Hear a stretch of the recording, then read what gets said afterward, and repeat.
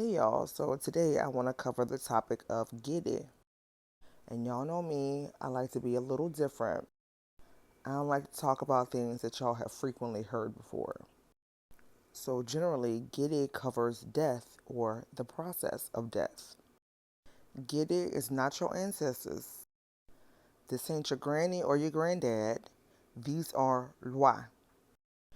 Think of Ghede as like a nightclub. If y'all ever seen that movie Harlem Nights, so you had the strippers, you had the hoes, you had the band, you had the gamblers, you had the bar, you had the mob there for the drugs. You had all these type of mini operations going on underneath the same roof. So your ancestors would be more like the customers that went to the nightclub. They're just there just to enjoy themselves for that time being and then they go on about their lives. But the people who run that nightclub would be the Ghede.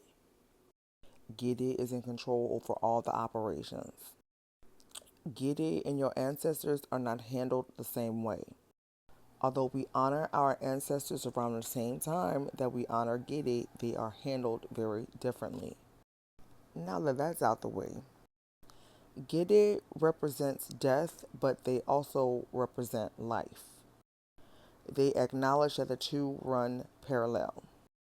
In many occasions, the process of death starts before that person transitions. There are changes in that person's body and changes in that person's consciousness. And shout out to all the death doulas and hospice care workers, those who work in the funeral or mortuary services, or those that work with the terminally ill, and the people who just work in that type of energy on a regular basis. You got to have a special gift or a certain level of training to work in that type of energy every day without losing your mind. But anyways, we have Ghede that govern the transition of our loved ones. We have Ghede that digs the graves. We have Ghede that prepare the bodies for burial. We have a Ghede designated for each part of the death process. Now, when I say the word death, don't just think about the unaliving process. Ghede represents ancient civilizations that are no longer with us. So those lost arts that people no longer use are retained in Ghede. If you got some type of incurable disease or you're dealing with like an impossible situation, Ghede can be of assistance. Ghede retains a lot of ancient wisdom, knowledge, and magic that nobody implements anymore. So they know some shit. We even have Ghede that rule over Masonic rights. We have Ghede that work with property and over the government. So if you ever in a tight situation, Ghede knows some stuff and can do some stuff that can get you off. Not everybody in voodoo works in close proximity with Ghede. We all honor Ghede, but you gotta have a real special relationship with them in order to be able to do certain things. Like how some of y'all be out here talking about y'all work with Bawon Samdi, but you don't know how to salute Ghede or even enter the cemetery.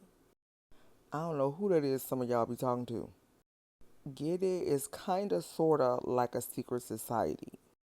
Not completely, but you gotta go through some things just to get close enough to them. There are certain times of the year where Ghede comes and mingles with the rest of us. You'll see that happen around Day of the Dead and also around Carnival. Well, in voodoo, the cemetery is seen as kind of like a womb. You know how mama used to be like, well, I brought you in this world and I could take you out? Yeah, think of that.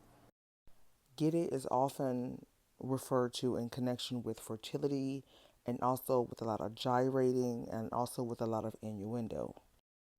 But that's all I'm going to say for now because the video is getting too long. If you have any general questions, drop a comment.